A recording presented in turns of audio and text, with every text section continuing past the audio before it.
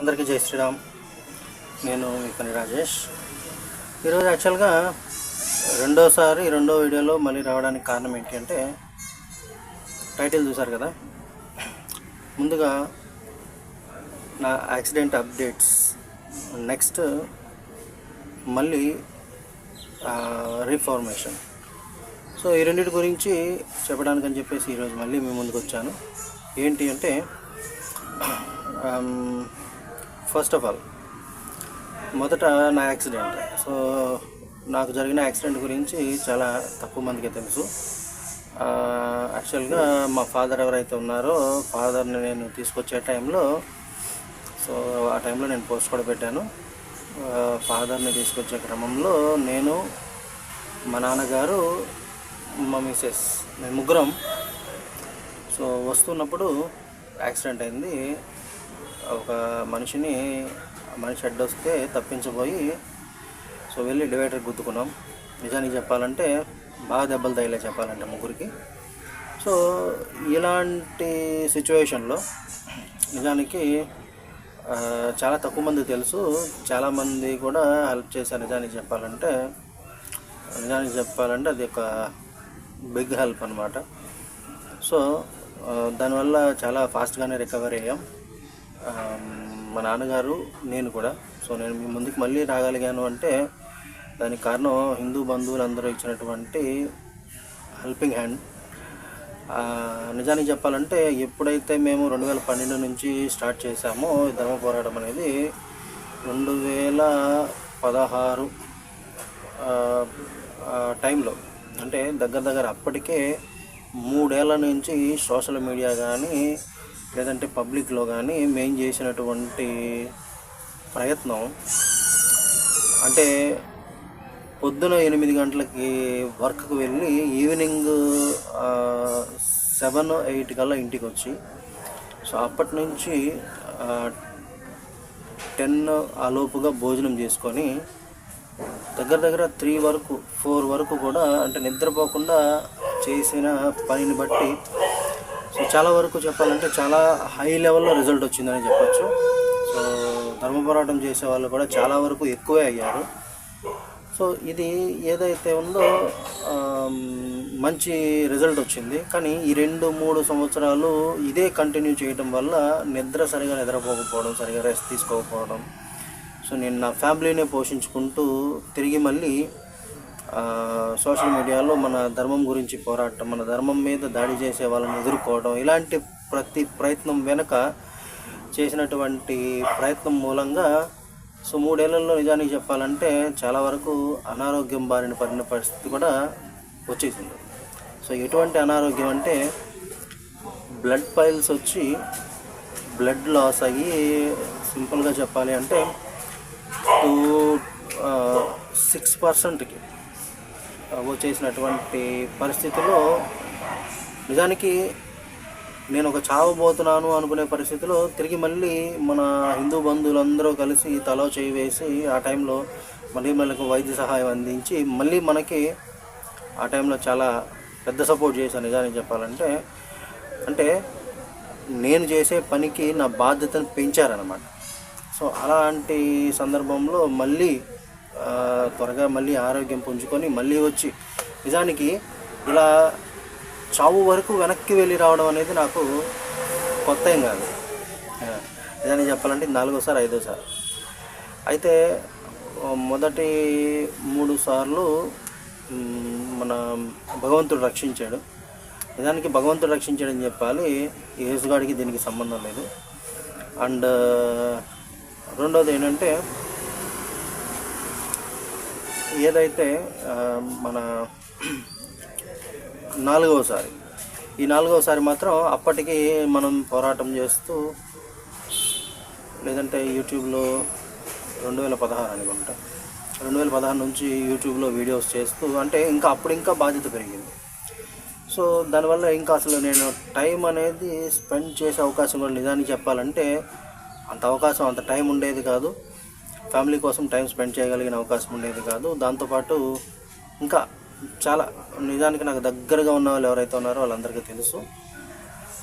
So ఇంత ఇదిలో ఉన్నప్పుడు ఆ టైంలో మన హిందూ బంధువులందరూ కూడా వాళ్ళు చేసినటువంటి సపోర్ట్ కానీ, అలాగే తిరిగి మళ్ళీ ఈ ప్రాణాన్ని వాళ్ళే పోసిన విధానం కానీ బాధ్యతని మరింత పెంచింది.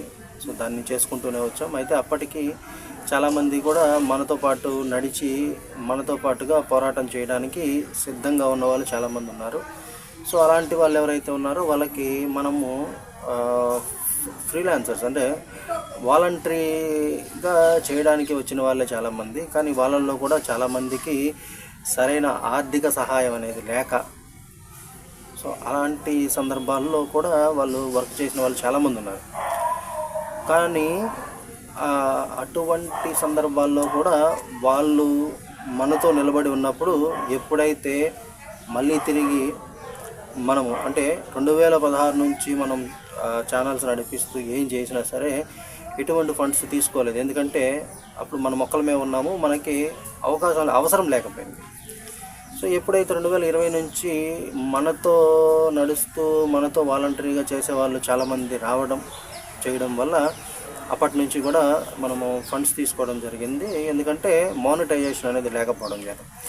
సో ఎప్పుడైతే తిరిగి మళ్ళీ మానిటైజేషన్ వచ్చిందో ప్రతి ఒక్కరు మనతో చేసే వాళ్ళకి ఒక గౌరవ వేతనంగా 4,500 1000 నుంచి 4,500 వరకు గౌరవ వేతనం ఇచ్చేవాళ్ళం వాళ్ళకి, వాళ్ళు చేస్తున్నటువంటి వర్క్కి. అది ఆర్టీఐ మీద కావచ్చు, అంటే ధర్మానికి రిలేటెడ్గా ఎవరు ఏ వర్క్ చేసినా మేము ఫలానా వర్క్ చేసామని చెప్పి మాకు పెట్టి చేస్తే మేము వాళ్ళకి గౌరవ వేతనం అనేది ఇచ్చేవాళ్ళం ఖచ్చితంగా. సో ఈ గౌరవ వేతనం అనేది ఏదైతే ఉందో మనకి కొంచెం బర్డెన్ అయిన పరిస్థితుల్లోనే మానిటైజేషన్ యాక్సెప్ట్ చేయాల్సి వచ్చింది ఫస్ట్ టైం 2020లో. సో ఈ 2020లో గౌరవ వేతనం అనేది మనము అంటే యూట్యూబ్ మనీ మానిటైజేషన్ అనేది మనం ఫస్ట్ టైం యాక్సెప్ట్ చేసాం. అప్పటి వరకు ఎటువంటి మానిటైజేషన్ కూడా యాక్సెప్ట్ చేయలేదు. సో అప్పటి నుంచి మేము అప్పుడే పబ్లిక్గా అనౌన్స్ చేసాం. సో ఇప్పుడు ఎలాగైతే అనౌన్స్ చేస్తున్నామో అప్పుడే పబ్లిక్గా అనౌన్స్ చేసాం. ఏమని అంటే ఎవరైతే వాలంటరీగా చేస్తున్న వాళ్ళు ఉన్నారో ప్రతి ఒక్కరికి కూడా గౌరవ వేతనం అనేది ఇవ్వడం జరుగుతుంది. కాబట్టి మీరు ఆర్థిక సహాయం లేదు అనే విధానంలో ధర్మ పోరాటం అనేది మీరు చేయటము మానడం అనేది చేయాల్సిన అవసరం లేదు. సో ప్రతి ఒక్కరూ చేయండి, మీరు చేసే పని ఏంటన్నది మాకు చూపించండి, మేము తిరిగి మీకు గౌరవ వేతనం ఇస్తాము అని. సో 4,500 చొప్పున అది మేము ఆ టైంలోనే యూట్యూబ్లో ఇలాగే ఒక వీడియో చేసి ఓపెన్గా అనౌన్స్ చేయడం జరిగింది. ఎందుకంటే ఆ టైంలో మనకి మానిటైజేషన్ యాక్సెప్ట్ అయింది కాబట్టి. సో అనుకున్న విధానంగానే చాలామందికి చేశాము. కానీ చేయగలిగి ఉన్న వాళ్ళు కూడా వాళ్ళు డబ్బులు ఆశిస్తున్నారు అనే రీతిలో కొంత అసహనానికి లోనైనా సరే, అంటే మనకి వచ్చేటువంటి ఆ రూపాయి 2 రూపాయలైనా సరే నిజాయితీగా చేస్తూ ఎవరైతే డబ్బుకి ఇబ్బంది పడుతున్న వాళ్ళు ఉన్నారో వాళ్ళ కోసం మనం అనౌన్స్ చేసింది మాకివ్వలేదు అనే రీతిలో. అంటే డబ్బున్నవాడు వ్యాపారాలు ఉన్న వాళ్ళు కూడా ఫీల్ అయిన సందర్భాలు ఉన్నాయి. సో ఇప్పుడు మళ్ళీ ఎందుకు చెప్తున్నాము ఎంతసేపు అంటే మళ్ళీ తిరిగి మానిటైజేషన్ అనేది యాక్సెప్ట్ అయింది మనకి. సో మళ్ళీ ఫండ్ అనేది వస్తుంది. అలాగే ఇప్పుడు అయితే ఇంతకుముందు కూడా ఫండ్స్ కూడా పెద్దగా ఏమి వచ్చేవి కావు, మహా అయితే ఒక 4,000 నుంచి 5,000 దాకా వచ్చేవి నెలకి. సో అలాంటి సందర్భాల్లో కూడా మనకు వచ్చిన మానిటైజేషన్ మీద వచ్చే డబ్బులు అనేవి కావచ్చు, ఏవైనా సరే కావచ్చు, వాటిని అన్నిటిని బేస్ చేసుకొని మనము ఇలా చేసే వాళ్ళు ఎవరైతే ఉన్నారో వాలంటరీగా చేసే వాళ్ళందరికీ కూడా గౌరవ వేతనం అనేది ఇవ్వడం కూడా జరిగింది. సో ఇప్పుడు కూడా సేమ్ వే, ఎందుకంటే తిరిగి మళ్ళీ మనకు మానిటైజేషన్ అయింది కాబట్టి సో వచ్చిన దాంట్లో మళ్ళీ డివైడ్ చేసి ఇవ్వడం జరుగుతుంది ఖచ్చితంగా. సో ఎవరైతే చేస్తున్న వాళ్ళు ఉన్నారో వాళ్ళు తిరిగి మళ్ళీ రండి, ఎందుకంటే ఇక ఆపాల్సిన అవసరం లేదు, మనకు వచ్చేసింది ఇక. అలాగే మనతో చేసే వాళ్ళల్లో చాలామంది వేరే వేరే వేరే వేరే రీతుల్లో పక్కకు వెళ్ళిపోయిన వాళ్ళు చాలామంది ఉన్నారు. ఓకే, వెళ్ళిపోయిన వాళ్ళ సంగతి పక్కన పెట్టండి. సో ప్రజెంట్ ఉన్నవాళ్ళు, నడిచేవాళ్ళు, ఉదాహరణకి మన మికాయ్ గారు అంటే అందరికీ తెలుసు, కానీ కొంతమందికి తెలియని వాళ్ళు ఎవరైతే ఉన్నారో వాళ్ళ పేరు నేను చెప్పదలుచుకోలేదు. సో అలాంటి వాళ్ళు, సో మికాయ్ గారు నేను మీకు చెప్పాను ఆల్రెడీ, అలాగే చాలామందికి నేను చెప్తున్నాను. సో ఎవరెవరైతే ఉన్నారో ప్రతి ఒక్కరు కూడా తిరిగి మళ్ళీ ఫామ్లోకి వచ్చేయండి, మళ్ళీ మీరు ఫీల్డ్ వర్క్ చేయండి. అలాగే ఆర్టీఐ కంప్లైంట్లు వేయడం, ఆర్టీఐ ద్వారా ఇన్ఫర్మేషన్ తీసుకోవడం. సో మళ్ళీ ఇప్పుడు ఏదైతే మళ్ళీ మనం అనుకుంటున్నామో అక్రమ చర్చిల మీద పోరాటం అనేది తిరిగి మళ్ళీ దాన్ని పట్టాలెక్కించడం జరుగుతుంది. సో దానికి కూడా మీ అందరి సహకారం మనకి ఖచ్చితంగా కావాలి. ఎందుకంటే ఇది ఒక్కరు చేయగలిగినటువంటి పని అయితే కాదు. సో ఇది మీకు అందరికీ తెలిసిన విషయమే. సో తల ఒక పని చేస్తేనే ఖచ్చితంగా మనకి వర్క్ అవుతుంది. సో మనము మన ధర్మాన్ని కాపాడుకోగలం. అండ్ ఇంకోటి ఏంటంటే ఇందులో ఒక కామెంట్. సో కామెంట్ ఏంటంటే ఆ కామెంట్లో ఏం చెప్పారంటే ధర్మం అంటే ఏంటి. సో అది ఆల్రెడీ నేను ఇంతకుముందు చాలాసార్లు చెప్పుకున్నాను. అంటే మన ఇంతకుముందు ఒక సామెత ఉండేది. సామెత ఏంటంటే ఒక చోట ఒక బుర్రకథ అనేది చెప్తూ ఉన్నప్పుడు ఆ ఊరి పెద్ద రెడ్డి గారు, సో ఆయన ఎప్పుడు కూడా కొద్దిగా లేటుగా వచ్చేవారు. సో అలాంటి సందర్భాల్లో రెడ్డి గారు వచ్చారు, మొదలెట్టండి అంటే అప్పటి వరకు చెప్పినటువంటి బుర్రకథ అంతా సగం వరకు వచ్చినా సరే మన రెడ్డి గారు వచ్చారు, మళ్ళీ మొదలెట్టాలి. అంటే ఆ ఊరి పెద్ద రెడ్డి గారు మరి పెద్ద వచ్చారు కదా, మళ్ళీ మొదటి నుంచి మొదలు పెట్టాలి కదా, మొదటి నుంచి చెప్పాలి కదా అనే రీతిలో. అంటే ఈ విధానం అనేది ఏదైతే ఉందో సో అదైతే మీరు మానుకోండి. ఎందుకంటే అయినా సరే ఇప్పుడు నేను చెప్పాను మీకు ఆల్రెడీ. ఇప్పుడు నేను ఇలా వీడియో రూపంలో నేను చేయడం అనేది అది ఒక లాంగ్ ప్రాసెస్. ఎందుకంటే ఒక పట్టాను పూర్తయ్యేది కాదు. అదే ఇప్పుడు ఫోన్ అడిగిన వాడు ఎవడైతే ఉన్నాడో మన నెంబర్ అనేది ఓపెన్గా పెట్టాం. మేము ఎక్కడా కూడా దాక్కోలేదు, ముఖం దాచుకోలేదు, చుపాగా ఏవీ చేయలే. ఏది చేసినా సరే పబ్లిక్గానే చేసాం, నేరుగా చేసాం, డేర్గా చేసాం. ఓకే, సో మా నెంబర్ కూడా పబ్లిక్లో పెట్టాం. మీరు ఎవరికైనా కావాలి ఫలానా అది అనుకుంటే కనుక ఖచ్చితంగా మీరు డైరెక్ట్గా కాల్ చేయండి, మాట్లాడండి, తెలుసుకోండి, తెలియజేయండి. సో ఎవరైనా సరే మనకు ఫోన్ చేసేవాళ్ళు, మీరు అది హిందూ బంధువులే కావచ్చు, లేదంటే క్రైస్తవ మతం మొదలే కావచ్చు, ఎవరైనా కావచ్చు, నాకు ఫోన్ చేసి నా టైం అంటూ కొంత మీరు కిల్ చేస్తున్నారు అంటే నేను మీతో స్పెండ్ చేసిన టైంని నేను యూజ్ చేసుకుంటాను. ఎట్లా యూజ్ చేసుకుంటాను అంటే ఖచ్చితంగా దీన్ని తీసుకెళ్ళి యూట్యూబ్ ఛానల్లో పెట్టడం ద్వారా మళ్ళీ అటువంటి ఏదైనా సరే ప్రశ్న ఆల్రెడీ ఒకసారి చెప్పేసిన ప్రశ్న మళ్ళీ కనుక ఎవడైనా అడిగితే పలానా చోట ఉంది చూసుకుంటారా బాబు అని చెప్తాం. సో అందుకోసమని మ్యాక్సిమము ఆడియో రూపంలో ఇవ్వడానికే ట్రై చేస్తాం. సో ఇట్లాంటివి అనౌన్స్మెంట్స్ ఏవైతే ఉన్నాయో మేము పబ్లిక్గా వచ్చి ఇస్తాం. కాబట్టి మీరు అర్థం చేసుకుంటారని ఆశిస్తున్నాను. అలాగే మళ్ళీ చెప్తున్నాను మీకు క్లియర్గా, ఎవరైతే ఇంతకుముందు చేసిన వాళ్ళు ఉన్నారో ప్రతి ఒక్కరు కూడా మనకే మానిటైజేషన్ అనేది కాబట్టి సో అది వచ్చినప్పటికే ఇప్పుడు మన ఛానల్ని చూస్తూ డెవలప్ అయ్యి ఫాస్ట్గా గ్రోత్ అయింది, ఫాస్ట్గా అయిపోయింది, ఫాస్ట్గా వస్తుంది అంటే నేను కూడా త్వరగా ఇవ్వడానికి నేను రెడీగా ఉన్నాను. లేదు కొద్దిగా లేట్ అవుతుంది అంటే లేట్గానే అవుతుంది. ఎందుకంటే ఇంతకుముందు నేను మీకు ఎలాగైతే మన ఛానల్లో జరుగుతున్నటువంటి మానిటైజేషన్ అంటే ఏ టైంలో ఎంత అమౌంట్ అయింది, ఎంత అమౌంట్ మనం గెయిన్ చేసాము అంత అమౌంట్ ఇవ్వడానికి, అది కేవలం ధర్మం కోసం మాత్రమే. ఇప్పుడు మనము ఎప్పుడైనా సరే మనం ఫండ్ కలెక్ట్ చేసినా సరే కేవలం అది ధర్మం కోసం మాత్రమే. సో మా పన్నులు అనేవి మాకు సపరేట్గా ఉన్నాయి. అలా ఇప్పుడు ఏదైతే మనం చేసే పని ఏదైతే ఉందో కుటుంబ పోషణ నిమిత్తం చేస్తున్నాం కాబట్టి వాటి నుంచి మీకు స్పెండ్ చేయలేం. కాబట్టి ఇంతవరకు నేను మీకు ఎటువంటిది అమౌంట్ అనేది నేను మీకంటే ఇవ్వడం జరగలేదు. సో ఇప్పుడు ఇదేదైతే వస్తుందో దీని మీద ఈ అమౌంట్ అనేది ఇది ధర్మంగా వస్తుంది, ధర్మం కోసం ఖర్చు పెట్టాలి అనుకుని మనము మొదట మానిటైజేషన్ ఆన్ చేయక మునుపు తీసుకున్న నిర్ణయం కాబట్టి ఇప్పుడు మళ్ళీ తిరిగి అదే కాన్సెప్ట్లో మళ్ళీ వెళ్తున్నాం. సో ఇప్పుడు ఇవ్వడానికి ఎటువంటి అభ్యంతరం లేదు.